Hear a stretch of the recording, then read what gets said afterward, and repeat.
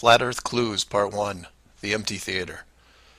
This is part of a series of clues that can help you get your head around both the design of the flat Earth system we live in and who has been involved in the deception to hide it from you.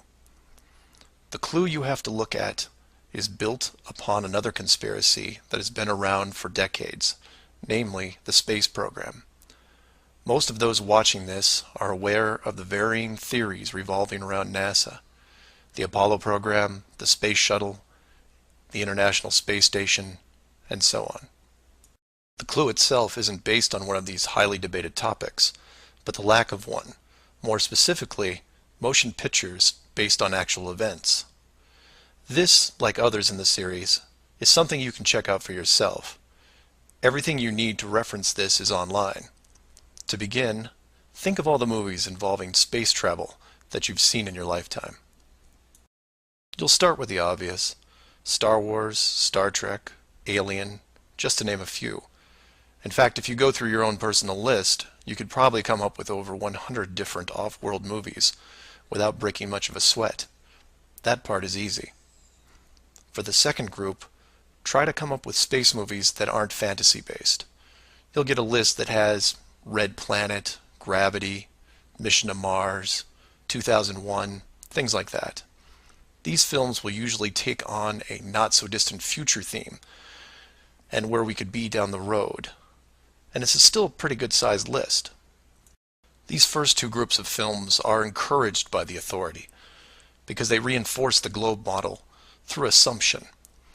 The entertainment system demands that the globe view and solar system concept is a given. Therefore, the actual worldview must also be true. Or to put it another way, if you're using your suspension of disbelief as you watch a movie like, say, Gravity, then subconsciously you're reinforcing the movie right on top of the real world. The more of these movies you watch and enjoy, the more the lines blur between what you want to believe and what you actually know. Watch enough movies about Mars, and you will be less astonished when NASA announces an actual mission to Mars. Same with the moon, other solar systems, and so on. Releasing the movie 2001: A Space Odyssey in 1968, right before the actual moon missions, was no accident. It took the greatest director of all time 5 years to make, and several people who saw the theater screenings claimed that many military groups were listed in the credits, only to be removed years later. But 2001 is just a side note of this clue. For those who really want to dig into Stanley Kubrick's hidden vision, I highly recommend the documentary Room 237. A link to it is below as well. Now you are aware of the first two groups of space films. There are those that contain generous amounts of fantasy, and those who try to paint our near future. These two groups are easy to find. The third group is a challenge, and again, that's where things get interesting. The moon missions concluded in 1972, and even though it's still considered the greatest achievement by mankind, no fact-based movies were made regarding it until The Right Stuff was released in 1983. Now you might say that it had only been 11 years, and maybe it was tough to get the rights, and so on, but that's not what made the film interesting. The movie ran extremely long for 1983, coming in at 3 hours and 12 minutes. It was an exhaustive look at the astronaut selection process, the competition, and the training facility itself. But when the credits rolled 3 hours later, chronologically, they had only gotten to the low Earth orbit missions. Just for fun, Google The Right Stuff movie and see how many spacecraft you can find. It won 4 Academy Awards and did a great job at the box office, but the Apollo missions were never touched. The only other major motion picture that involved the actual moon program was Apollo 13 in 1995, a full 12 years later. Apollo 13 only covered a single moon orbit and no landing or close-up reference to the previous missions below them. And after 1995, that was it. Nothing. Hollywood is known for leaving no stone unturned, with reboots and sequels to nearly everything. Yet in almost 60 years, There has never been a single moon mission movie based on actual events. Hundreds of science fiction films reference in it. Everything from Superman to the Transformers. But literally nothing that covers the moon's surface. 6 complete moon missions involving multiple vehicles, moon buggies, playing golf, and no one wants to touch it. Now, to be fair, there was a TV miniseries in 1998 covering the subject. It was produced by Tom Hanks, who got involved after starring in Apollo 13. There has been no professional production of any kind since then. Again, just for fun, Google From Earth to the Moon TV series and see what you find. The why is easy, and the clue revealed. If Hollywood makes a movie about the moon landings, and it's indistinguishable from the real thing, then how do you know which is real?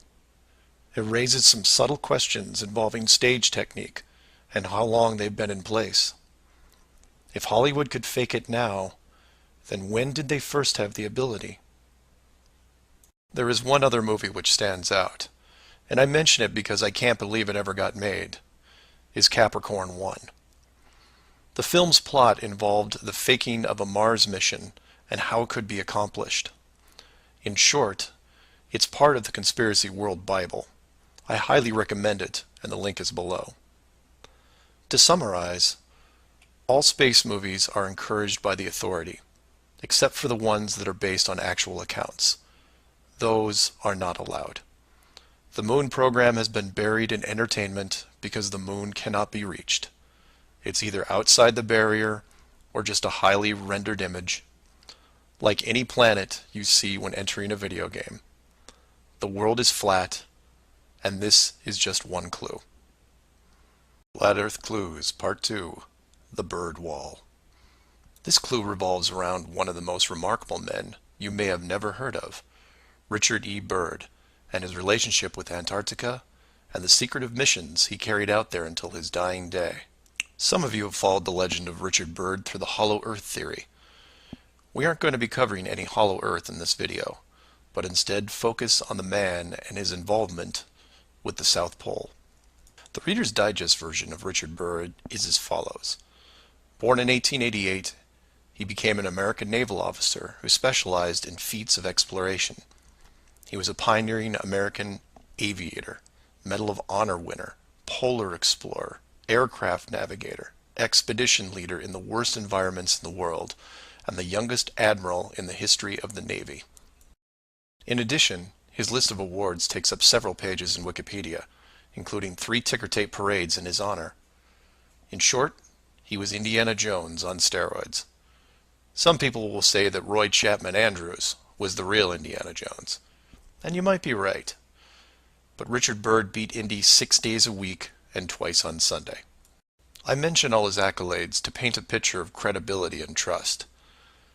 The governments of the United States and the world trusted his judgment and leadership, and took advantage of every chance they had to put him in charge of special missions. The first large-scale mission was an expedition to Antarctica in 1928. This was noteworthy because even though he had just flown over the North Pole in 1926, all expeditions from 1928 on were focused on the South.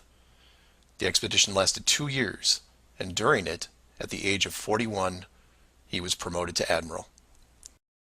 His second Antarctic expedition ran from 1933 to 1935, and his third from 39 to 40. While in Antarctica, he was also an advisor for other countries who had their own expeditions, including England, France, Germany, and building off previous countries' expeditions from Belgium, Japan, and Sweden. He then helped lead U.S. Navy fleet operations in World War II, was present during the Japanese surrender in 1945, but then something strange happened. He went back to Antarctica. Now, some of you aren't surprised because he'd been there since 1928, and I agree with you. It's the how that's interesting here. His fourth trip to Antarctica wasn't an expedition. It was a military operation called Operation High Jump. Commanding an entire aircraft carrier group that included 13 support ships, Admiral Byrd led 4,700 men to the South Pole, for reasons that are still shrouded to this day. Some say they were chasing the remaining Nazi fleet, even though Germany had surrendered a full year earlier. Others say there was a Nazi base established in Antarctica during the war, when Admiral Byrd was absent. None of these theories are important for this video. What we do know is that the US had sent an excessively large military force to the ice, all under the guise of peaceful intentions.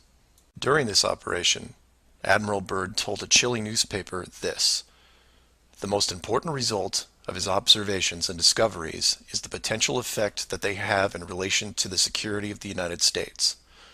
The fantastic speed in which the world is shrinking," recalled the Admiral, "is one of the most important lessons learned during his recent Antarctic exploration.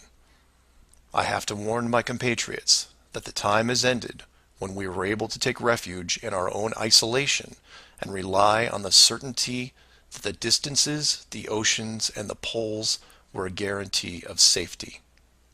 After the operation, Admiral Byrd toured the States and gave interviews, the most interesting of which is a national television show in 1954 called The Longines Chronoscope. A horrible name, but a decent show. I've added a segment of it at the end of this video and linked it in the description. During this television interview, he first spoke of an area beyond the South Pole as large as the United States, which no one had set foot on yet. He then went on to say that there would probably be expeditions year after year because the US government had really become interested. The interviewers then probed as to why the interest in the South, when any perceived military threat from Russia, keep in mind this was 1954, would be from the North. He went on to say that it was the most valuable and important place in the world for science. It involved the future of the nation, an untouched reservoir of untapped resources, including coal, oil, minerals, and uranium. He added that at the time of the interview, there were 7 nations currently engaged in Antarctica, including Russia, Australia, Argentina, Chile, and New Zealand. During the interview, the Admiral talked about planning the next military mission to Antarctica. It was called Operation Deep Freeze and ran from 1955 to 1956. The mission was completed, and he supposedly returned home. Now this is where you come in and say, so what? And normally I'd agree with you, except for what happened next. Nothing happened next. The missions just suddenly stopped, and that was it. No other expeditions, military or otherwise, were conducted on the continent, ever. Then a treaty was put in place banning any country from doing basically anything. The end. And if you're wondering what you're missing, it's this.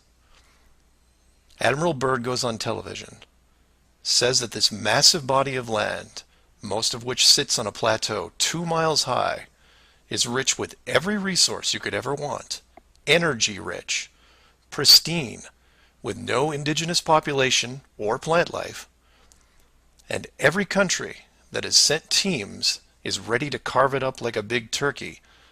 Not to mention, there's an expanse of land larger than the United States they haven't even looked at yet. And out of the blue, everyone just calls the whole thing off? There are no environmentalists in 1959. This is land of diner food and 20-cent gas.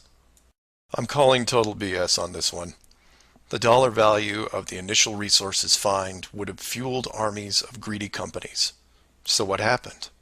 They found the edge, that's what. And the last thing they were going to do was let unsupervised companies near it, regardless of the money. Even if it was hundreds of miles away, you couldn't allow resource corporations even into a safe area, and then years down the road as they expanded, tell them, oh, sorry, you can't go beyond this point. When the companies would ask why, what would you tell them? And now the interior of Antarctica is off limits, with no revisions until the year 2041. You can take tours of the outer islands, but there is a hidden line enforced by the military that you will not be able to cross, because the interior is actually the exterior edge. It's there, it's hidden, and it's protected. the Earth you live on is flat. Distinguished guest for this evening is Admiral Richard E. Byrd. The North Pole used to be a no man's land, but these are the days when, by buying a ticket on a commercial airliner, you can fly across the North Pole and drink a cocktail at the same time. You know, only 60 or more years ago, about 35 years ago, our guest tonight found out whether there was any land north of the North American continent. He made that first discovery flight, and I must say that Admiral Byrd, our guest tonight, is not only our greatest living explorer, but he's been an inspiration to countless Americans. Admiral Byrd, you've been to both the North Pole and the South Pole. Is there any unexplored land left on this Earth that might appeal to adventurous young Americans? Yes, there is. And not up around the North Pole, because it's getting crowded up there now, because they find out it's really usable, not only to live in, but militarily. But strangely enough, there's left in the world today an area as big as the United States that's never been seen by a human being. And that's beyond the pole, on the other side of the South Pole, from Middle America. And I think it's quite astonishing that there should be an area as big as that unexplored. That's a tremendous So challenge. there's a lot of adventure left down at the bottom of the world. Admiral, an expedition to which I believe you're the advisor is now en route. What is that expedition doing? Well, that's the icebreaker Atka, and it's a reconnaissance expedition. It's going down to the South Pole area to make certain observations and to look for some bases. They will be back in April, and they will report back, and upon the information we get from that undertaking, we will base the bigger expedition that's to follow. Is that very definitely planned, or is that... That is being planned right now. So I'm willing to say to you that there will be a number of expeditions that will follow, I think, year after year, at the bottom of the world, because the government has really become interested. Well, Admiral Byrd, I can understand, I think everybody can, the interest in the North Pole because it's so near our greatest challenger, Soviet Russia. But why this interest in the bottom of the world? Nobody living down there, is there? No, it's pretty cold. There's only one permanent resident, that's the emperor penguin. The little ones live further north. I tell you one reason they're interested. It's by far the most valuable, important place left in the world for science. That's why the scientific groups all over the nation are really interested. But more important than that, it has to do with the future of the nation, those to come after us, or even during your lifetime, because it happens to be an untouched reservoir of natural resources. And you know, as the world shrinks with an ever-increasing acceleration, far-flung places, once useless, like we thought the North Pole was, and no man's land, become very useful. The bottom of the world will be important, not only to us, but to our allies. I was going to ask you, does it have military importance? It has some, and as the world shrinks, it will continue to shrink with an ever-increasing acceleration, thus bringing these places closer. And in the future, I can see a time when it will be very, very important strategically. Well, has the development of air power increased the strategic importance of places like the very much Palma Peninsula, was it? Very much so. Even now, if anything happened and we lost the Panama Canal, we would have to control the islands just north of Antarctica, which are part of Antarctica. Then between there and Cape... Admiral, you speak of the resources of Antarctica. What are they? What are the natural resources there? Well, we've found enough of coal within 180 miles of the South Pole in a great ridge of mountains. It's not covered with snow, enough to supply the whole world for quite a while. Well, that's the coal. Now, there's evidence of many other minerals. We are pretty sure there's oil. Now, that coal shows the bottom of the world. Now, by far the coldest spot in the world. Where that coal is gets 100 below zero in the winter. Well, It was once tropical. So we think there's oil there, and there's evidence probably uranium there. Is it any secret? Is there uranium there? That would be the only thing that would be practical to actually go after, I suppose. Everything else would be economically unfeasible, wouldn't it? Well, as we recklessly expend our resources, the time will come when we'll have to go after that stuff down there. Well, you know, I avoided what you said about uranium. I'm not sure about that. I don't want to have the world fighting over the Antarctic. And Robert, is there a competition among other nations to try to get information about Antarctica and possibly to secure some of these resources? Well, yes. There are now 7 nations very much interested. Russia is interested tremendously. That I'm sure of. Australia has an expedition down there. The Argentine, the Chile, New Zealand, Britain, and so on. Now, you can understand those people down there being interested because they live down there. The New Zealanders, the Argentinians, the Chileans, and Australians. And so we don't do much about claiming anything. Admiral, you make this sound a little crowded. Are there that many expeditions now there or en route there?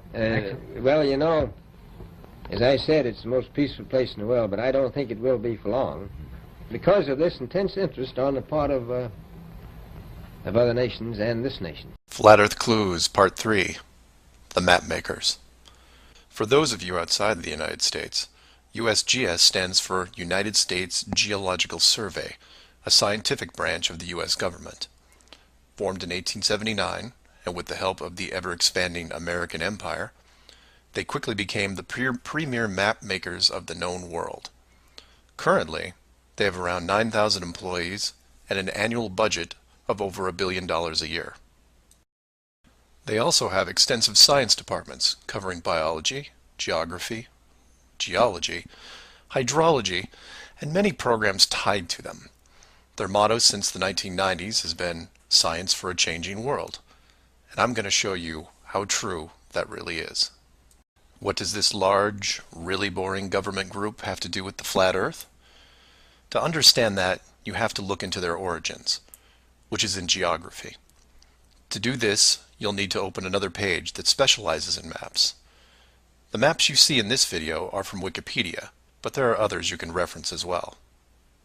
The wiki list of map projections isn't much to look at as a whole, although there are a number of interesting takes on the world view. Not only do they have just about every perspective when it comes to the land we live on, but some detailed information on where the map originated, including name type, the origin or creator, and the year the map perspective was proposed. Now, some of these will be very familiar, especially the ones that you would see on your classroom wall. There are a number of variations here, but the one that has been debated on recently would be this one, the Gauls-Peters, which accurately shows the size difference between the continents, the most obvious clue being that the white continent of Greenland is actually tiny compared to Africa. But I digress. If you keep going down through all the different shapes, you'll get into circular maps, but only one of these is a top-down perspective that shows the continents in the center surrounded by an unbroken ring of ice. In Wiki, it's called the azimuthal equidistant, and just to make it easier, I'm going to abbreviate and call it AE for short. Why is this map so interesting? Well, if you're looking at the Wiki page, you'll spot a few reasons. The first is that in the notes section of the map, and I quote, "Used by the USGS in the National Atlas of the United States." It also mentions that it is used as the emblem of the United Nations. Of all the maps on this screen, it is the only one that references a group of any kind.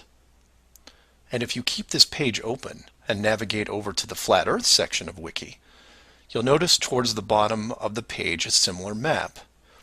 I've referenced it here, and you can tell quite easily it's identical, but not referenced or linked as the AE model. To make things even more strange, we go back to the USGS model, and you see that it was first proposed 1,000 years ago, and you may think, well, that's a bad link. So you compare it with the person who proposed it, and you get this guy, Al-Biruni. Who was Al-Biruni? Well, he lived around 1,000 years ago and was considered one of the greatest scholars of his era, schooled in multiple sciences. Have you ever heard of him? I hadn't. Maybe it's multiple bad references in Wiki. Well, no, because NASA knows who he is and named this moon crater after him. So why is the USGS using a version of the world map designed by a 1,000-year-old Persian scientist? Because it's correct. That's why. So to be clear, let's compare them again. The United Nations flag, the USGS official map of the Earth, and the flat Earth model.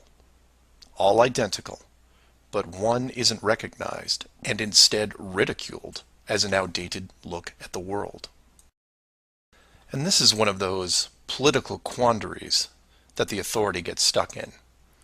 The short version is this. The government is on the same page as the flat Earth, but they can't admit it, even in confidence. We know the Earth isn't flat, they say, but it really is. We know you use the same map as we do, but ours is just an image. And anyone who says differently is obviously crazy. It makes you wonder how long the USGS has been using that model as an official reference. The United Nations started using it for their logos in 1945, and then made some final adjustments in 1947. And the UN flag also raises a few questions, like, why isn't Antarctica represented on the map? Is it supposed to be assumed in the outer circle, or perhaps the spiky olive branches on the outside? They don't mention it anywhere online. And this is what I like to focus on. The gaps, the holes in the plot, the unanswered questions. The USGS using the same map as the flat Earth, but not saying why, not recognizing it, or that you can't link the very same image from the Flat Earth Wiki back to the actual AE definition of the projection. The authority figured out in the 1950s all of the borders of our enclosed world, and have done a great job hiding it over the decades. But the world's a complex place, and there are clues out there just lying around. I think it's time you saw some of them. Flat Earth Clues, Part 4, Shell Beach. This clue covers the near-perfect design of the Flat Earth model, and will break down some of the logic behind the decisions made. It sounds like a big task, and it is. But to start, let's look at something small, like this little guy. Take an ordinary mouse and put it into a glass cage. It doesn't have to be a mouse. It could be a snake, a lizard, an insect. It makes little difference for this exercise. People identify with mice because they're used to seeing them in lab experiments. Mice also don't have any sinister connotations. They're seen as relatively innocent and benign, the perfect test subject, as it were. I have yet to meet anyone who has a bias against the lab mouse. So the mouse goes into the box for the first time, and the reaction is always the same. It explores its surroundings, and more importantly, tests the barrier around it, probing for exits or potential exits. The mouse inspects every inch of its new glass home, and at some point settles into the acceptance that the walls are indeed solid, and that it may be there for a while. Every so often, it will repeat the process, again checking the boundaries of the cage, just in case something has changed. What it doesn't do is act like it would in the wild, because it realizes that it's in a form of captivity. The glass box doesn't even remotely resemble its natural environment. You could put this box in the middle of a forest, and the mouse may feel slightly better about its situation, but it still knows that it's been trapped against its will, and will settle into a non-native lifestyle. You could take all the other small animals that could be substituted for a mouse, the snake, the lizard, the insect. It makes no difference. The result will invariably be the same. Repeated probing for escape routes, then acceptance. Take the same animal and now put it into the middle of a 100-mile square wildlife preserve, surrounded on all sides by a similar type of glass enclosure.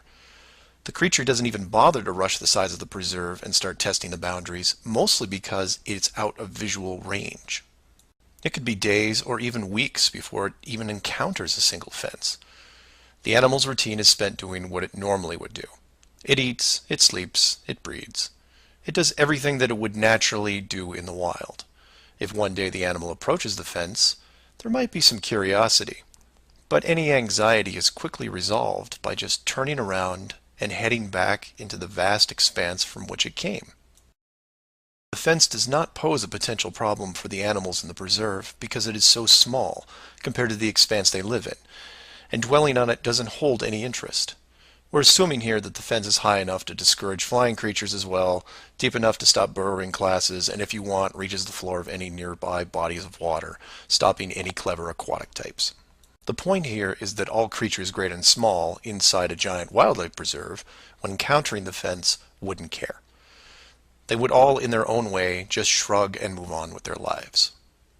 However, if you take a human, male or female, regardless of education or nurturing, and put them in the exact same wildlife sanctuary, the response would be quite different. When the human approaches the glass fence, they don't see it as a minor distraction. They pause, they wonder, and more importantly, they ask questions, either internally or amongst others. Why is the fence here? How far does it reach? Can I dig underneath, or climb over, or go around it? These questions continue in a way you might imagine, but eventually a bigger question jumps to the top of the list. Who built the fence? It is that which changes not only the type of questions being asked, but how the human being, or beings, look at their world. The giant wildlife preserve suddenly gets smaller. Each new fence border discovered starts to artificially constrict their expanse, even though the dimensions haven't changed. Before long, the preserve, their home, loses some of its relevance. The fence is a reminder of the unknown. It provokes fear and endless speculation within the human. Given enough time, the importance of the preserve continues to be reduced, especially in relation to the fence. And the reason why it's so engrossing for the human is simple. It's there. It's real. They can see it, and maybe even touch it. Adding more humans to the equation increases the disparity of this situation by orders of magnitude. Have you seen the fence? Do you know how long it's been here? Have you ever known anyone that's been outside it? It's older than us. Who is responsible for the fence? What can we do to appease the group that created it? You can see what this might lead to. A long-lasting group hysteria would entrench itself within the population, grab hold and never let go. The fence is bigger, older, and wiser than they are. It humbles them, it angers them, and it is forever. It is their proof of a higher power. Maybe not God, but certainly God-like. No civilization, regardless of technology, discipline, or age, would be able to cope with the existence of it. For the human psyche, there are just too many questions that go unanswered. Life would never be able to progress normally. To summarize, a garden variety wildlife preserve would work for 99.99% of all the world's life forms. For human beings, however, you would need to make some modifications, or really just one big one. So let's take a look at a few examples of how this could be accomplished, and from there expand it. The first failed example can be seen in the 1998 movie Dark City. This is a good starting point to get you in the right mindset. The premise here is that an advanced race creates a small flat earth area, complete with a traditional dome. The design, however, is initially flawed in that they built the city all the way to the outer edge, leaving no room for error. To compensate for this, they altered the memories of the human population on a regular basis, therefore repressing any long-term investigations. However, in movies, there are always anomalies, like the police officer who realizes that even though he remembers visiting a place called Shell Beach, there is no way to reach it, because Shell Beach is outside of the flat world and never existed. He just keeps going around the circular city that has no exits. In the end, another man, the hero of the movie, makes it to the edge, steals the advanced race's power, and creates an ocean, which really should have been there in the first place. Move from there to a movie released only 4 months later called The Truman Show. Inevitably, all flat earthers have to take a hard look at this movie from a technical point of view. The movie follows the same lines as Dark City, but in a much more relatable premise, that of a giant television stage built so that the outside world can watch a person go through his life without any knowledge that he is living inside a flat world, surrounded by a physical dome. The movie is interesting on several levels, including construction. Using their existing model of a small town, bordered on one side by a large lagoon and wilderness, and the other a seemingly expansive ocean, while better than Dark City, still had its flaws. For one, it was less than 20 miles across, and even though Truman's desire to explore was repressed, there was still a chance that he would venture to the outer edge, which is where the movie ended. But for the most part, it worked. Truman believed the entire scenario because he was born into it, and then lived 30 plus years without any reason to doubt where he was, which could be said for any of us. If it wasn't for the, and we'll say movie mistakes, that the studio fell victim to, then the show would have never ended. And this then raises hypothetical scenarios like, how many kids like Truman could you have raised inside that dome? 10? 50? Now, logistically, you can see how it might be problematic in keeping tabs on that many kids, especially as they got older. But with enough sleight of hand, it could be possible. A fictional situation just like that was made into the 2004 movie, The Village. And even though it turned into one of those M. Night Shyamalan plot twist things, the premise was very feasible. A wealthy group of idealists buy a large parcel of land in an existing wildlife preserve, create a small town from the 1800s, and raise children there. They pay off government officials to keep planes far away, and spread a myth that monsters live in the forest. As far as the kids are concerned, they actually are living in a small Pennsylvania town in the 1800s. And being born into it, why wouldn't they? If the story continued, eventually the elders that founded the town would all pass away, leaving the children to pass on the legacy, free from any burden of guilt that their world was not what it appeared to be. And keep in mind, this was done with very little land manipulation and no dome. This then circles back to how many actors the fictional Truman Show really needed to hire. Other than the leads who did product placement, the rest of the town could actually just live their lives like anyone else.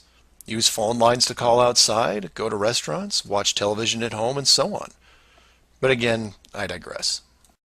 Assuming the technology was possible, how many people like Truman could you keep in a dome the size of, say, a state that was hundreds of miles across?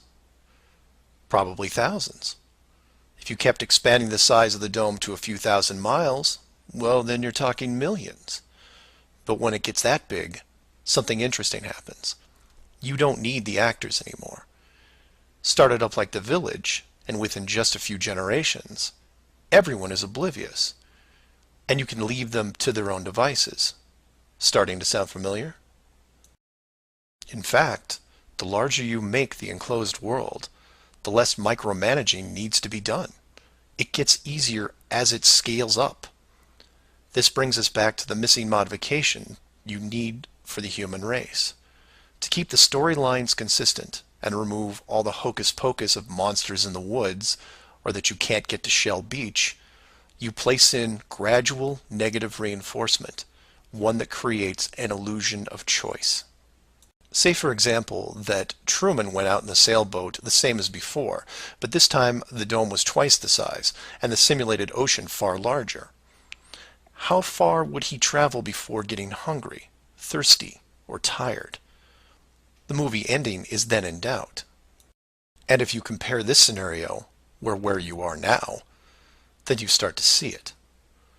Look at the flat Earth map again. Continents grouped in the center, surrounded in all directions by hundreds of miles of salt water. Think about how much further ancient ships would have traveled if you could drink what you were sailing on. As you move closer to the edge, the temperature starts taking a nosedive. Then you start seeing icebergs. If that doesn't stop you, then you run into what we call Antarctica, which is a steep climb 2 miles up with no plant life or indigenous livestock animals. And if you had the wherewithal to make it that far, you would still have hundreds of miles of endless ice and snow. It's easy to see why so few people have gone the distance. Compare this to the upper ceiling, which is much easier to maintain. You simply decrease the oxygen rates so that every 1,000 feet up it gets more difficult to breathe. This slows down exploration over mountain ranges and discourages limited control flight, such as balloons. Also keep in mind that the dome itself doesn't have to be that high in relation to the outer ring. With commercial aircraft capping out at 10 miles and rockets less than 400, the dome would actually look more like a stadium roof, depending on how you wanted to display things like the sun, moon, and stars.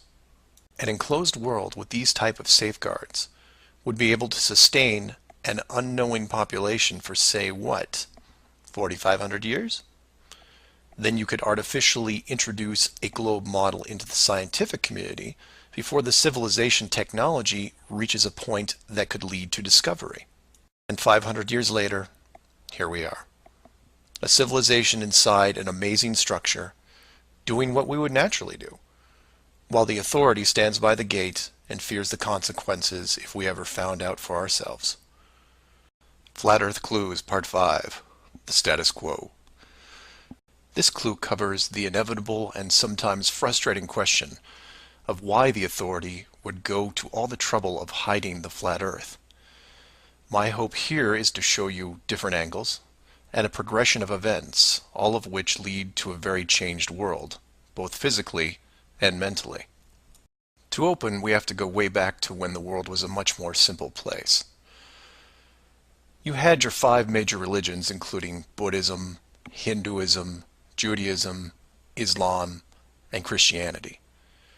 Each of these groups had their own version of what is known in Genesis as the firmament, or the flat circular world enclosed by a solid dome-like barrier from where the creator, or creators, looked on.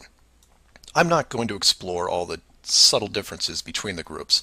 Suffice it to say that it's interesting that despite their differences that led to acts of horrible violence between them, there was no real Earth model debate. So around 500 years ago, the science community, led by Copernicus, who probably had a little help, introduced what we now know as the heliocentric, or globe model of the world, which in turn changed the solar system, galaxy, and so on. The religions, seeing that this globe model was gaining popularity, feared a loss in the fan base, so they all adapted their religion to include the globe model. From their point of view, it was a small change from a circular to a globe world, and really, in a few generations, who would remember anyway? So the churches, mosques, temples wrapped up their flat earth model in a metaphoric soft cloth and put it in the drawer with the good silver for safekeeping. Remember this, because we'll come back to it later. And hundreds of years went by, with science promoting all the aspects of the globe, and the religions promoting their beliefs upon this globe. The world kept spinning, so to speak, and everyone was happy. Then in the early part of the 1900s, you get this pesky explorer named Richard Byrd. He has family money, all the right connections, and secures basically unlimited funding and the government green light to probe every piece of unseen territory there is. It was inevitable, I guess.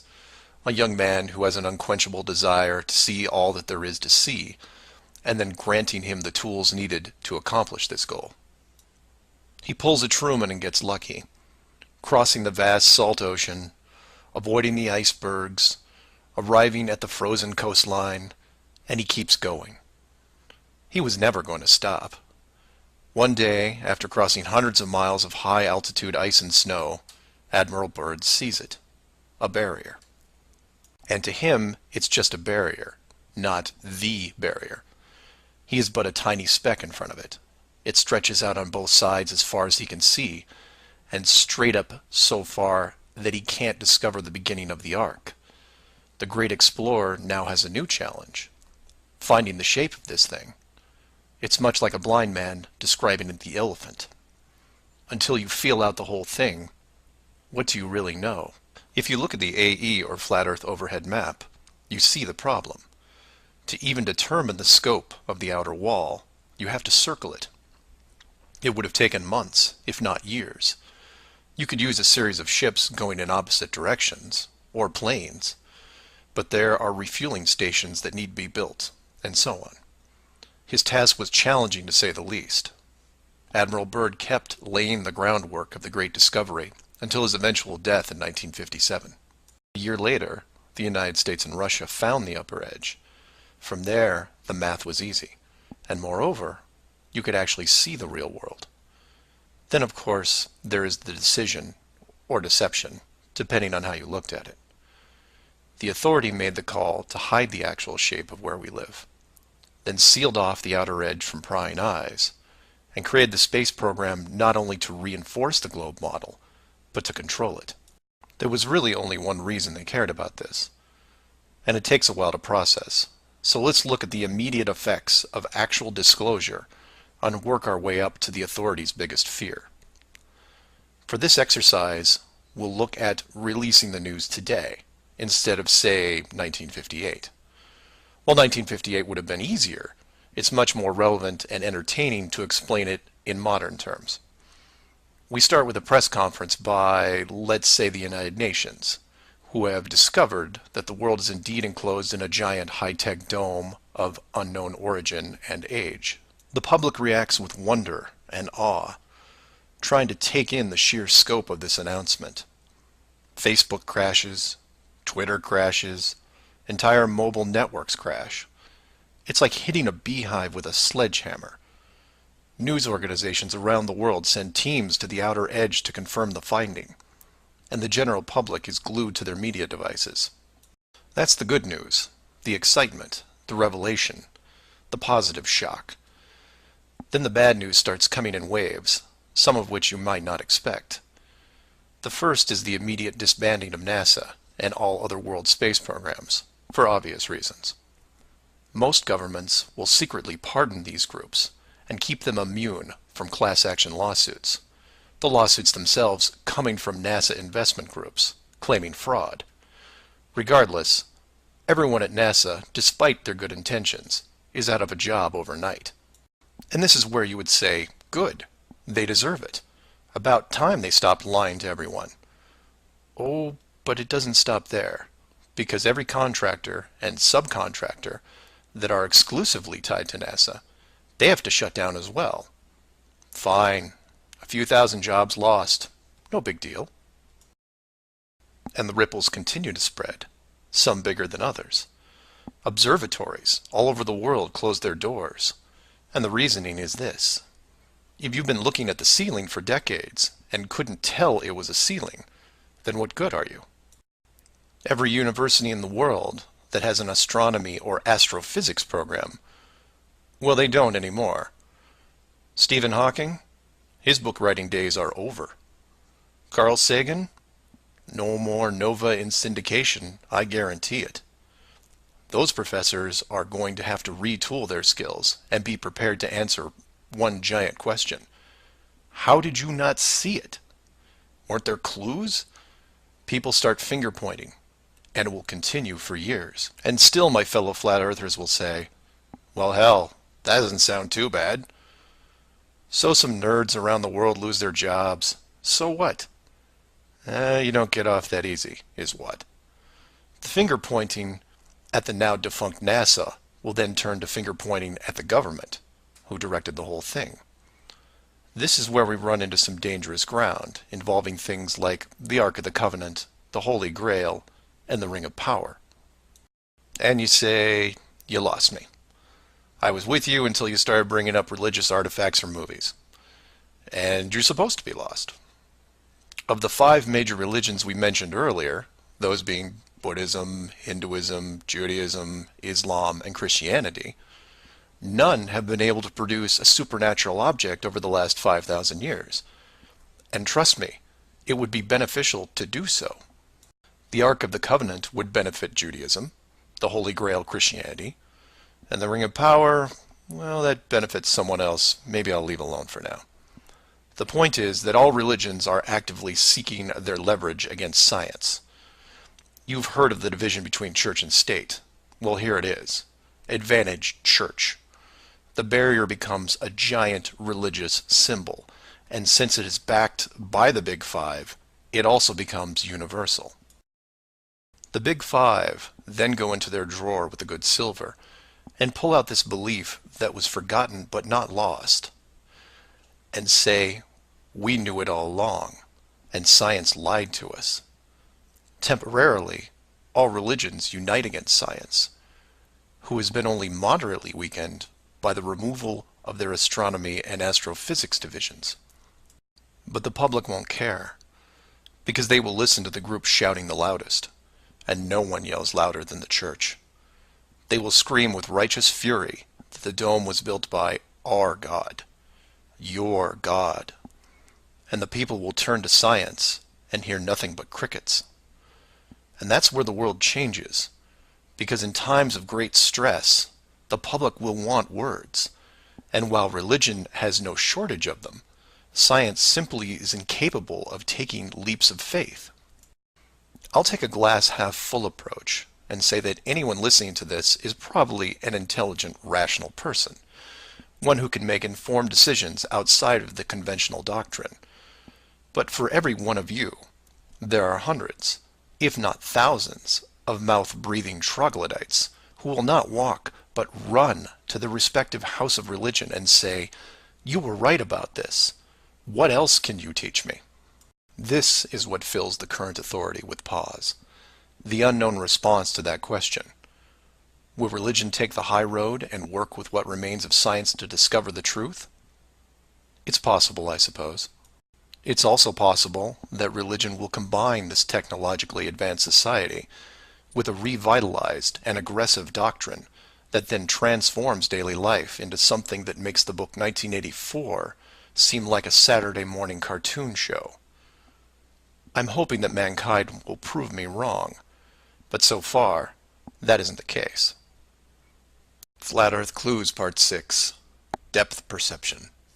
This clue looks into the inevitable design question below the surface, or more specifically, how thick the flat Earth design would need to be. To start, let's quickly recap the design features so far. A basic dome structure made up of advanced high-density material, thousands of miles wide, and at least 100 miles in height. The ceiling of said structure being projected upon by an ultra-high-definition system using super LED technology and a combination of 2D and 3D imaging to simulate all celestial bodies, including sun, moon, stars, and so on. This ceiling is then protected by a scaling decrease in temperature and oxygen levels to the point where human life isn't naturally sustainable above 4 miles. The lower surface of the dome structure consists of an organic layout of continents grouped at the center, ensuring that no land bridge exists to the outer ring. This is then surrounded by hundreds of miles of salt water in order to limit sea travel. The salt oceans are then adjusted with a scaling decrease in temperature as the outer area is approached, to the point where salt water freezes, forming icebergs, further reducing sea travel. The outer ring is then elevated to a height of 10,000 feet, reducing oxygen levels, and a buffer zone of 300 miles is created. This zone is devoid of all life forms that could be used as food, further discouraging land travel. That all sounds pretty good. But we left out one thing: depth. Keeping human beings away from the ceiling is easy, because it requires higher technology. Protecting the outer ring is a little more difficult, but can be accomplished with layers of negative reinforcement. Protecting the actual common ground is a different challenge, because digging is basic. Everyone knows how to use a shovel, and most construction requires a generous amount of digging. In addition, natural resources such as coal, oil, minerals are harvested through large-scale digging operations. So it's safe to say that any human population is going to be digging a lot of holes, because it's easy and it's necessary to continue their way of life. That being said, how thick would you need to make the flat Earth model so that people didn't accidentally dig their way through? You could use the same method as the outside barrier and create a series of undesirable layers, ending in a solid barrier. But the ever-expanding increases in general population would create an unnecessary risk. If the bottom of the flat Earth was composed of, say, an unbreakable material, this would pique the digger's curiosity, and if repeated all over the world, would raise suspicions of design. While a solid barrier works at the end of a frozen wasteland where no one is venturing, or allowed, it doesn't do much if it's found in a mining quarry or someone's backyard. For that, you need something that hasn't been used up to this point, a scaling increase in temperature, all the way to an ignition flashpoint and then beyond. Now you will jump in and say, well, of course, we all know that there is molten rock below the surface. We see it in volcanoes and, well, volcanoes. Yes, you do. And we've all seen the cross-section diagram of the globe Earth, which shows ever brighter bands of molten structure and so on, which is why I included the wiki link in the description that covers the official view of the Earth's structure. And I quote, "Scientific understanding of the internal structure of the Earth is based on observations of rock in outcrop, samples brought to the surface from greater depths by volcanoes, analysis of seismic waves, measurements of gravitational and magnetic fields, and experiments with crystals at pressure and temperatures characteristic of the Earth's deep interior." In short, they have no clue on what's below them. None. In fact, the deepest holes ever drilled, which I've also linked in the description, only go down 8 miles. To repeat, no one has gone below 8 miles anywhere. And every drilling survey is the same, a scaling increase in temperature to the point where drill bits stop working. And you come back and say, but volcanoes. Yes, there are volcanoes, holes in the earth where molten rock is produced, under pressure, I might add. Certainly that can't be artificially created. No? We can melt rock right now. It's called a smelting plant. What do you think your car is made out of? Melted, reformed, and polished rock. We have the technology to do this. It all comes down to scale. Create a large set of furnaces at, say, 50 miles below the surface that can melt and pump molten rock. And you say, what would the furnaces be made out of? Oh, I don't know. How about the same dome material that can withstand nuclear weapons?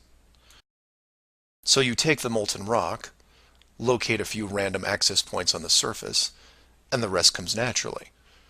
Volcanoes also reinforce the Earth structure model that the molten rock goes all the way to the core, which then in turn reinforces the globe model, and then we're back to where we are now. A smoldering globe flying through space at high speeds that from a design standpoint makes no sense. So how thick would the flat Earth model floor need to be? Oh, for common use, say less than 100 miles, similar to the ceiling in scale. Large heat generators placed in a pattern, a thin layer of molten rock 10 to 20 miles down, which is really just a geologic pipe system to help with the generation of terrain. And there you have it. An efficient way of discouraging all those digging humans from reaching too far, combining a physical barrier with a mental one. 8 miles down and you're going to tell me what the entire core looks like? Give me a break. Flat Earth Clues, Part 7, The Long Haul. This clue looks into a topic I only glanced at in the original guide, which is the southern hemisphere, or in the flat Earth model, the land masses closest to the outer ring. I like to give credit where credit is due, and the long haul title was given to me by a fellow flat earther who did some of the same research I did. The summary of the video is this. If you are looking to show someone how to view the flat Earth from a practical point of view, this is the example I would use. I'm going to show you how strange the world looks using just a few websites, some simple math, a couple minutes, and your brain. You don't have to write anything down, unless you want to, of course. I'll give you everything you need on screen and break down one of the examples as well. I'll also link the sites in the description for reference. First, here are some websites that help you calculate distance. The GPS on your phone already does this, and you may have an app as well, but here are some dedicated examples. Timeanddate.com, tripit.com, distancefrom2.net, worldatlas.com, freemaptools.com, and travelmath.com. If your favorite isn't listed here, like Google Maps, then use whatever is most familiar to you.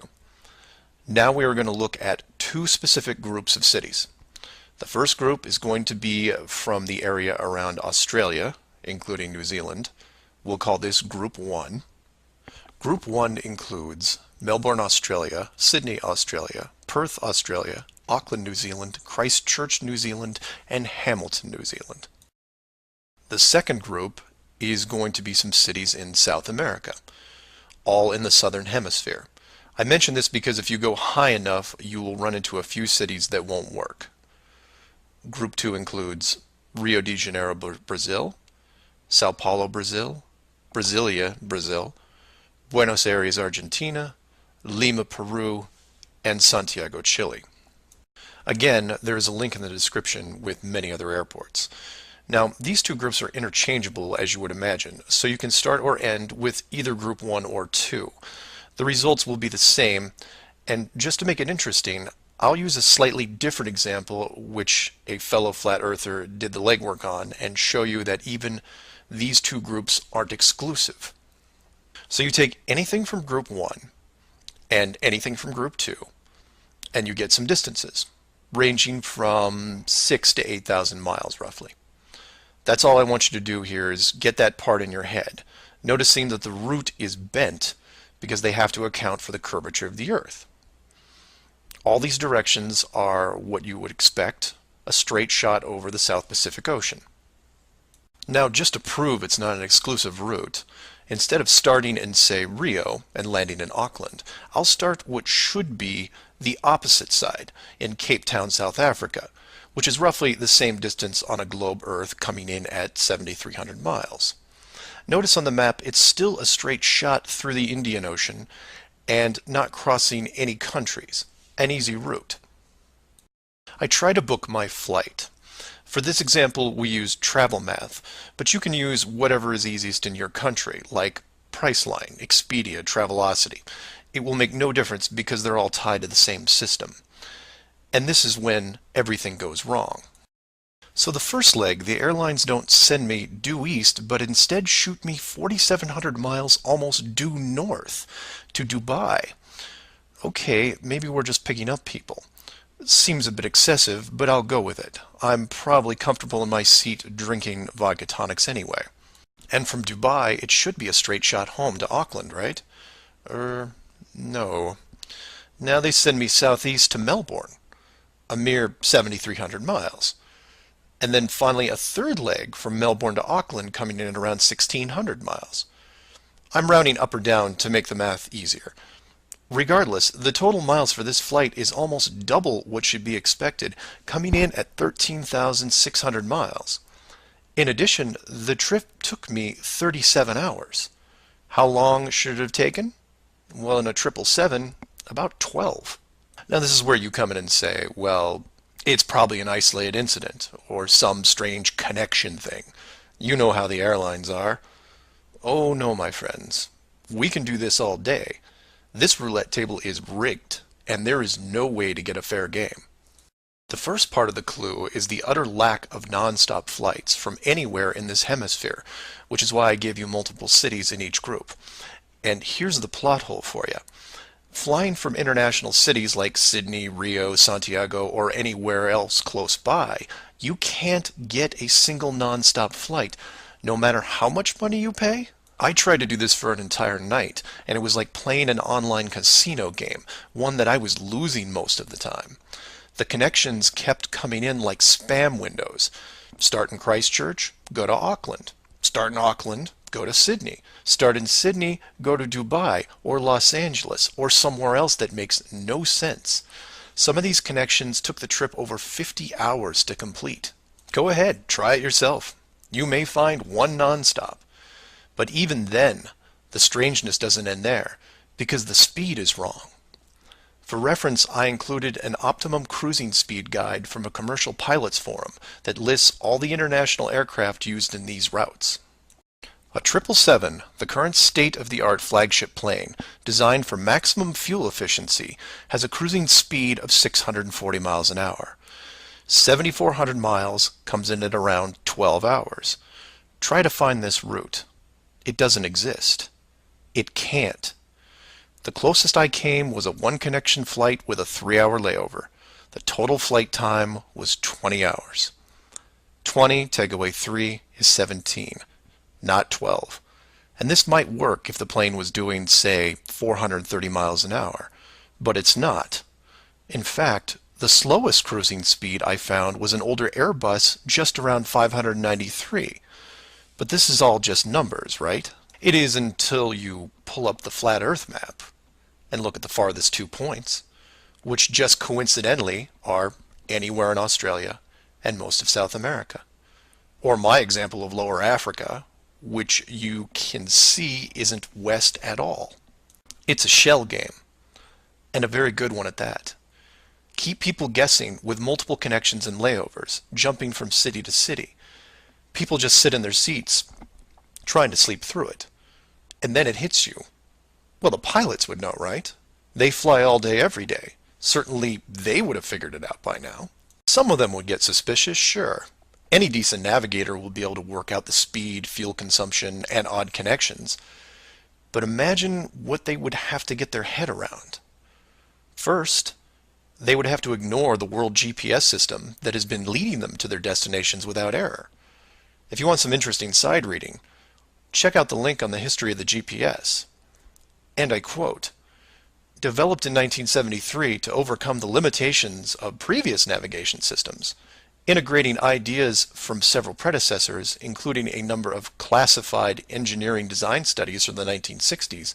Oh, and by the way, was created by the Department of Defense, the same people that closed off Antarctica. GPS went fully live in 1995. So if you were a pilot before then, you might have been able to pick up a breadcrumb trail. After that, very difficult. Plus, let's say you did figure out that something was off. Who exactly would you tell? The FAA? You would be looking around and wondering why you were the only one to see it. And then what? You make the leap of faith and see that the entire map system is wrong? Never gonna happen. You might as well just tell them that an alien spacecraft followed your plane around for 2 hours. We know what happens then. Start playing Flight Time Casino for yourself. See what interesting things you can discover. And while you're at it, show it to any pilots that you know. But don't forget to leave the words Flat Earth out, because that's crazy, right? Flat Earth Clues, Part 8, The Creative Force. This Flat Earth perspective takes a look at the design from the ever-present why standpoint. And although it will review some of the dome technical features already discussed, I'll try to do it from a different angle, or more specifically, why I might build it. Someone mentioned to me recently that while the dome was a very big concept, it made the world much smaller. Kind of like what Admiral Byrd expressed in an interview all those years ago. This someone also said that it made them sad, which I understood. And while I did what I could to comfort this person, I realized that I could have done more. So this video is for the people who look upon this world with their new eyes and start drifting into a state of melancholy. To preface, this isn't jail, nor are you lab rats. And before I'm done, I hope to show you a version of why. To start, let's look at an old story, one that you may have heard, involving another enclosed world, kind of like yours. I say kind of like yours because the finished design that you are sitting in right now took several revisions in just about every aspect, much like any project. You come up with ideas, you see what works and what doesn't, and you improve the process until you come up with something that, while not everyone agrees upon, satisfies the best of all criteria. One of the first dome layouts involved a race of people who were supremely driven by ambition. They didn't have a word for lazy or fear. They absorbed knowledge very quickly, incorporating physics, advanced electronics, engineering, and drove their technology with energy from the enclosed world itself. And when their technology had reached the point where the dome's structure was discovered in its entirety, there was no reaction of wonder and awe. They just looked up and squinted at the sky. Eventually, those squints turned into glares. Oh, they had religion, to be sure, and it was tied to their daily lives, but to them, this wasn't religion. It was a challenge. Almost like they weren't that impressed. Hard to fathom, right? Seeing that your world had borders, but instead of being afraid, shaking your fist at the sky with arrogance. But that's what they did. So much confidence and might that when they found out where they really were, a new priority was created. At first, they dedicated broadcast channels to calling the dome builders out, demanding answers, and ran them day and night. At the end of each cycle, the words kept repeating, "We know." But arrogance ebbs at patience, and their demands were met with silence, which was taken as blatant dismissal. This fueled their ambition even more. The people withdrew all their efforts from breaching the outer barrier and formed a new plan. If the creators were not going to submit, then they would build a bridge and meet them at the gates. So a building was designed. But to call it a building was to call the pyramids a sandcastle. It was the greatest structure ever conceived, at least to them. It was to be over 30 miles wide and hundreds of miles high, enough to reach the dome ceiling itself, where they would meet the builders face to face. They abandoned nature completely and pushed aside ecologic systems to accomplish their goal. They cannibalized entire mountain ranges, which they used to admire and love, to acquire the raw material for the awesome structure. The work crews built with flawless precision, and it was obvious that it was going to succeed. A bridge to the edge of the sky itself. The work would only pause long enough for the mighty armies below to look up and yell, "We come for you," so loudly that on a clear day you could actually feel the dome shake. And the creators, faced with their first great challenge, decided to start again. And the people were changed, their language fragmented so that the builders couldn't continue. The tower was dismantled, their technology removed and forgotten, and the people scattered. A new group was introduced to the dome, divided in every way imaginable, so that unity was next to impossible, and everything slowed down. Languages evolved and devolved into other dialects, and the languages produced text, which produced different forms of culture, and some amazing things began to happen, the most important of which was the arts. The dome builders saw the artistic pool develop into several distinct forms. Everything drawn in any medium on a flat surface. Everything molded that took on a three-dimensional shape. Everything that produced music. All things that make up the human form and motion. And all the written works. Pictures, sculptures, music, dance, literature, the arts. Driven by passion, it is the very essence of what is good in humanity. Once this was recognized, all dome methods put in place were to cultivate and enhance this process. Land masses were adjusted with geology and temperature to support every kind of terrain, with mountains, rivers, oceans, plains, forests, jungles, deserts, all of it stunning, all of it stimulating the human mind, nourishing it. And the modifications continued, with seemingly endless shades of weather.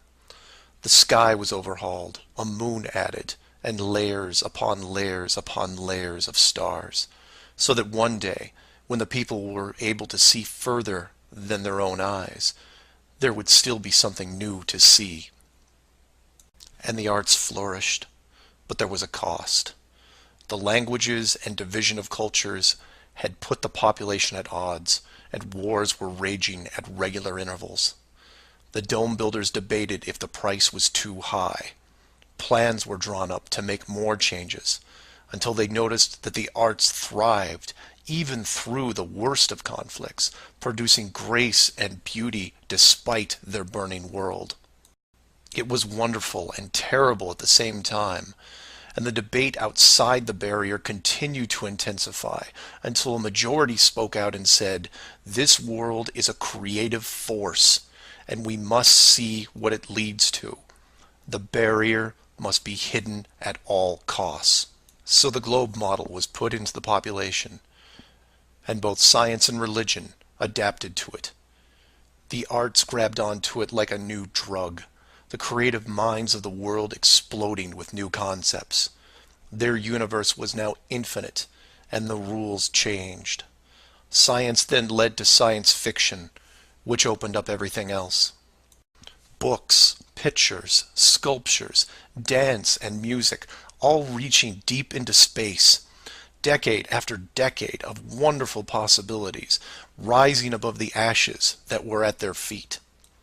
And it's not just the artists, it's everyone. You affect others, who affect others, who inspire others, who build it, paint it, sculpt it, sing it, who then put it up on a pedestal and hold it under the light and say, "This is a piece of who we are."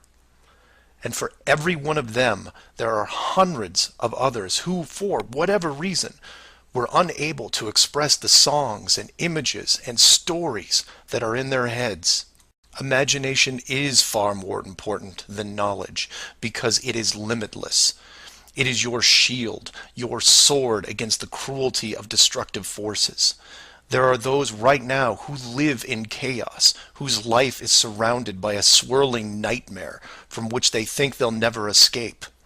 These are the true warriors of the world, and they are far braver than me. I am humbled by those who suffer the most. Know that mountains were built for you. Oceans were built for you. All of this was built for you, your struggles and your trials by fire. It may be today, it may be tomorrow, but one day the curtain will close and this stage will be struck. And when the dust settles, no matter where you are right now, you'll see the big picture and have new eyes, and you will be shown what wonder really is. And as you leave this most magnificent of theaters, heading towards the next, my hope is that you'll pause, look back at the stage and say, "I was actually in it, you know, right there in the thick of things, and it was a sight to see." Because it really is a hell of a ride. Imagine what the next one will be like. Flat Earth Clues Part 9, The Magic Show. This flat Earth perspective initially started out as a problem-solving exercise that was going to be built into Clue 7, otherwise known as the Long Haul. But after some research and a little patience, it has evolved into something that warranted its own section, and is a perfect example of good things come to those who wait. So emails and phone calls have been coming in, almost all of them positive. Several people from around the world commented on the southern plane routes. They said that while 95% of the long routes in that hemisphere were connections, which in itself raises red flags, there were a few pesky non-stops that seemed to contradict the overall logic. The question then posed to me was obviously, are they real flights? Could they be put there to throw the Flat Earth group off? If it was a trick, could I figure out what it was and how it was accomplished? I accepted the challenge and started my impression of Morgan Freeman as he went up against the Four Horsemen magician crew. Now, admittedly, I was skeptical to start, because the flights went against the third rule, that being the Flat Earth has no shortcuts. Only a globe has shortcuts. As in magic, I had to assume the rule was not being broken, but only hidden, or having the illusion of being broken. But first, I had to see the trick itself. I had to see the planes in question and see them make the route. Anyone can list a flight, but does it actually go from point A to point B? With the help of several other people, this was then put to the test. While just about everyone with a cell phone knows about GPS and how it can track things, many people don't know that even though it's a system built by the military, there is a very public aspect to it. So while your phone is tracked at all times, so are other things, most notably all air traffic. Now, if you're military, you could view military planes. If you work at a cargo carrier like UPS or FedEx, you can view transport planes. The general public is mostly limited to commercial air traffic. This can be viewed in several places, and the one I chose was planefinder.net. You can use others like FlightAware, Flight Radar 24, Flight Tracker.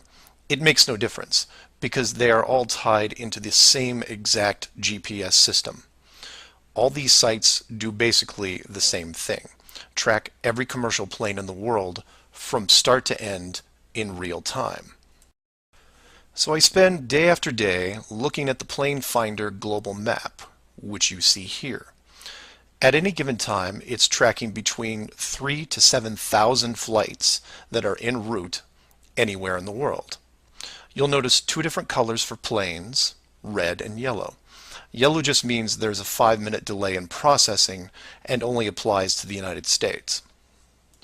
The point here is, in order to prove out these flights that go against flat Earth theory, I need to watch a few as they cross either the South Pacific or Indian Oceans. The web page updates automatically, but just to be sure, I close and reopen the page every 30 minutes or so and wait for an ocean plane. And I wait, and I wait, and I wait some more. Hours pass, days pass, and no red planes to entertain me. And somewhere in this process of me just staring at these empty oceans, waiting for a plane to cross, something occurs to me. Can you guess what it is? Nothing is crossing these oceans.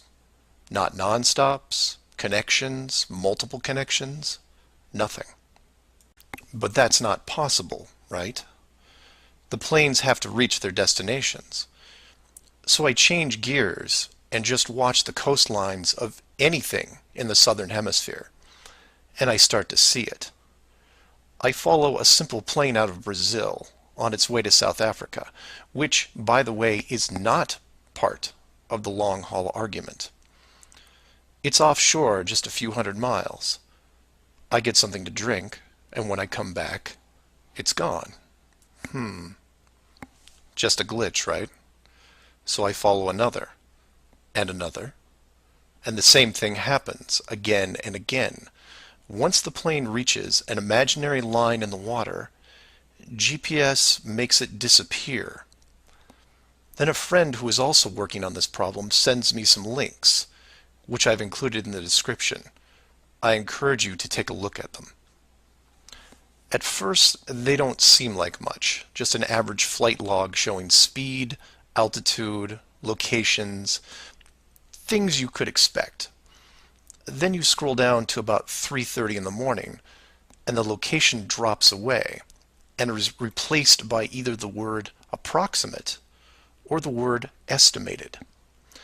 This then continues for the next 5 hours until, miraculously, 1 hour before landing, the flight log reestablishes itself, and the GPS system shows the plane in real time about to reach its destination. So to be clear to those who may not be seeing everything here, the flights are being dropped off GPS, and their flight data is also turned off and stays off until they are almost on top of their arrival point. And you say, well, that's how GPS works. Well, no, because the northern hemisphere has planes flying all over their oceans. And then you say that maybe it's a localized southern hemisphere thing. And I say, then why are all the flights over or near land perfectly tracked? Furthermore, this is a US-based system, with Americans flying on vacation every single day. You're telling me that those people aren't going to be tracked? In addition, the Vanishing Plane Act is happening to not only the South Pacific and Indian Oceans, which I would expect, but also the South Atlantic, which isn't part of the flat Earth argument.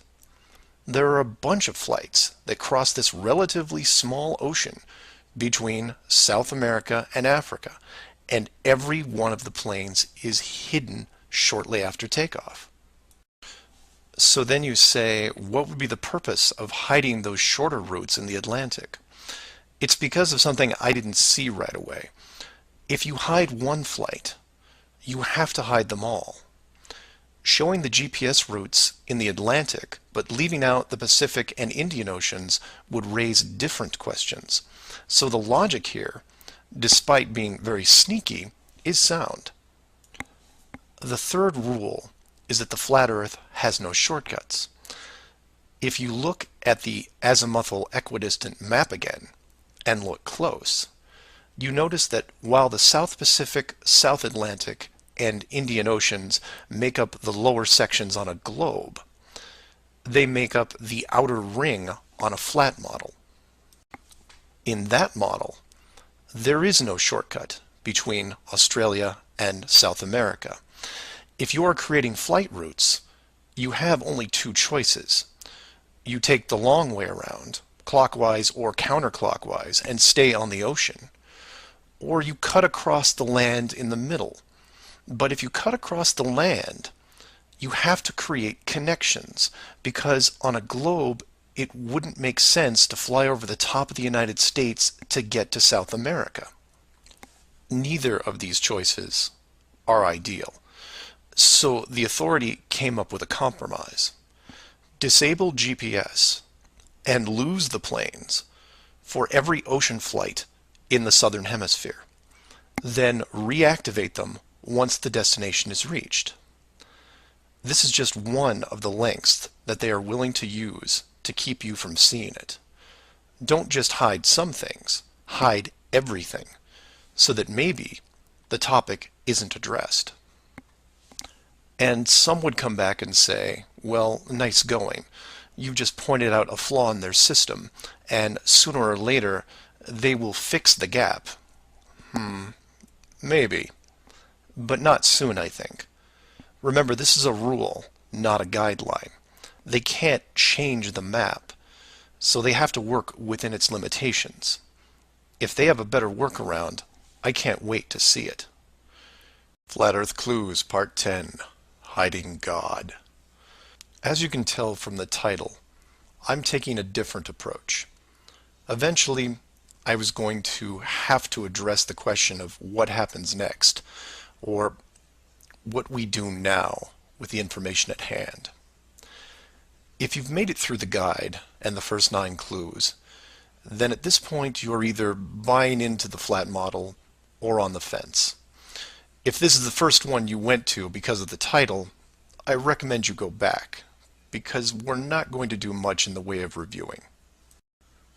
But if you're still with me, then you would agree that 1, the world you've been taught has been kept from you, and 2, one way or another, you would like to prove this out.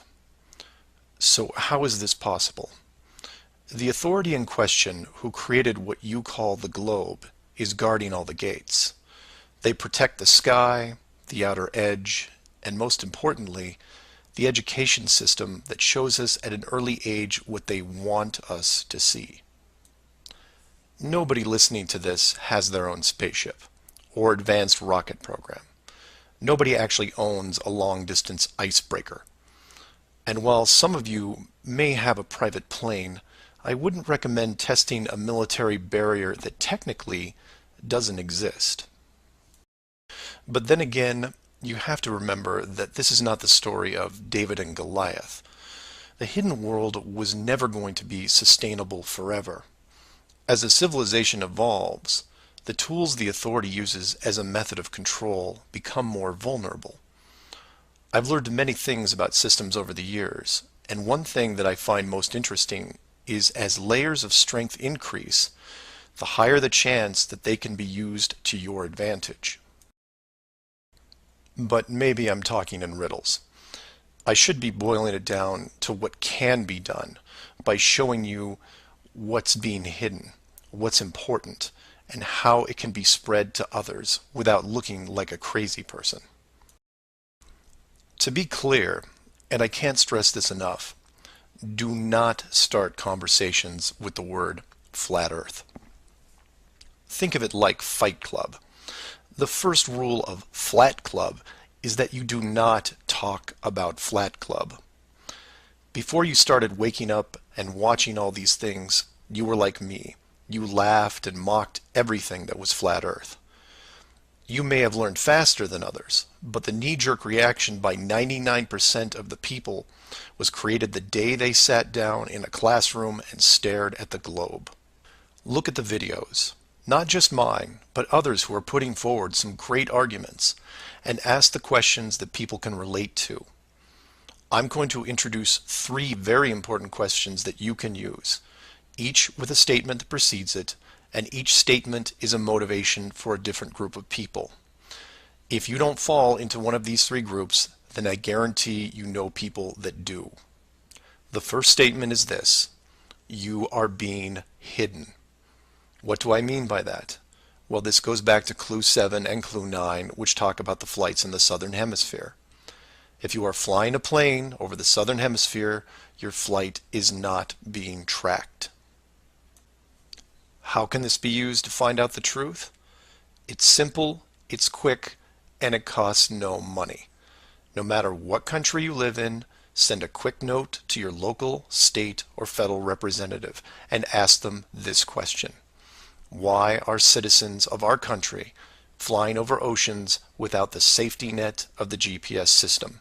And remind them that GPS stands for global, not partial. Without GPS, anything could happen to your plane and no one knows where you are. And while you're at it, remind them that the GPS system was built by the United States Department of Defense, who never does anything small.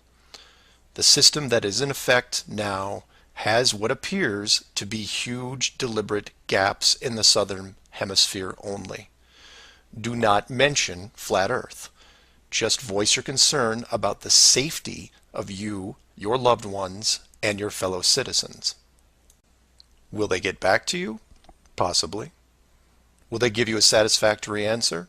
Not a chance, because they will only have what the military gives them. What this will do, however, is create a unique buzz in certain circles that may prove to be useful later. The more politicians or high-ranking officials you contact, the greater the noise. The motivation here, as you can tell, is general public concern. The second statement is this: wealth is being hidden. What do I mean by that? Goes back to Clue 2 and every other mention regarding Antarctica. In 1954, it was announced on national television that the continent was just millions of miles of rich energy resources. And by 1959, it was sealed off like Area 51.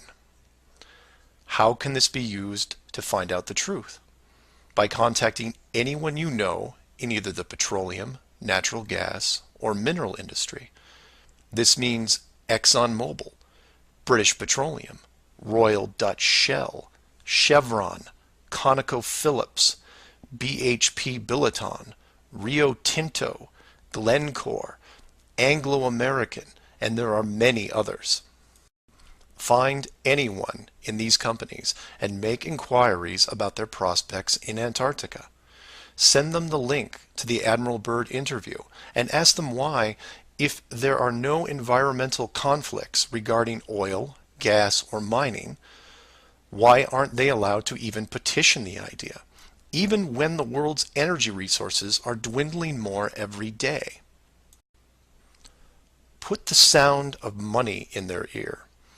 They may not be able to break through the decades of red tape laid out in front of them, but it will create a buzz from a different side, the motivation of greed, and of pristine resources just begging to be harvested.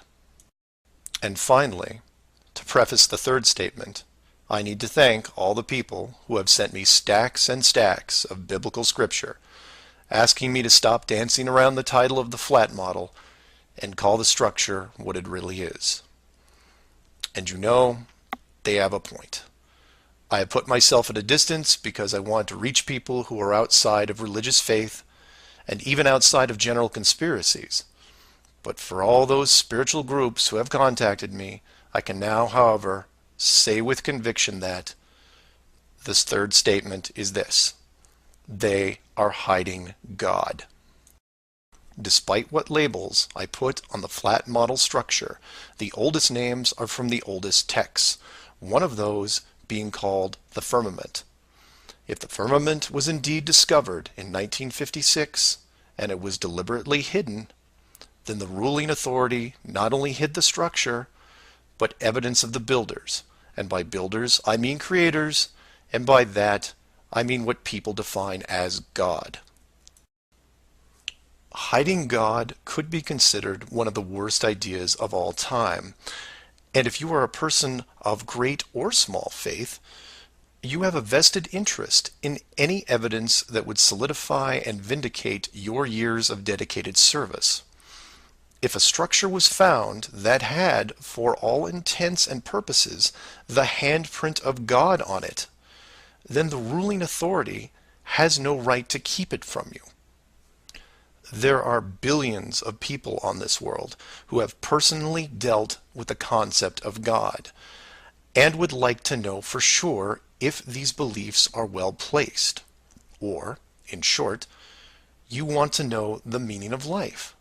It's out there, and it's been hidden from you. Your motivation is clear. Go to your church leaders, your congregation, and tell them science probably found evidence of God in 1956 and decided to keep it a secret.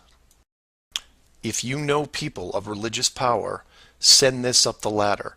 Get the word out and see what comes back. Between these three statements and questions, people will talk to people who will talk with others and eventually reach someone who knows.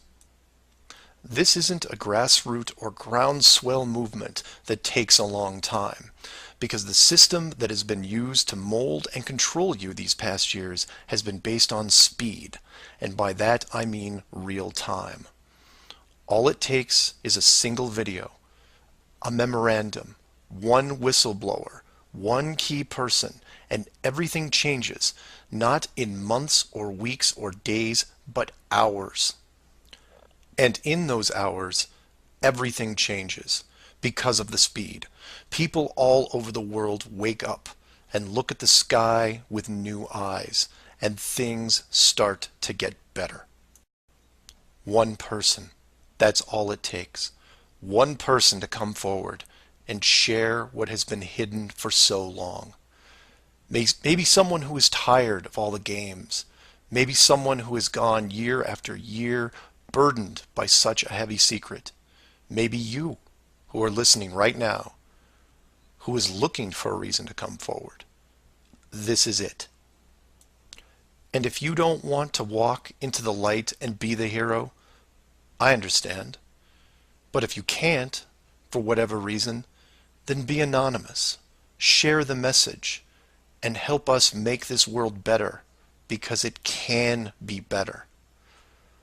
For everyone else, give this person an opening.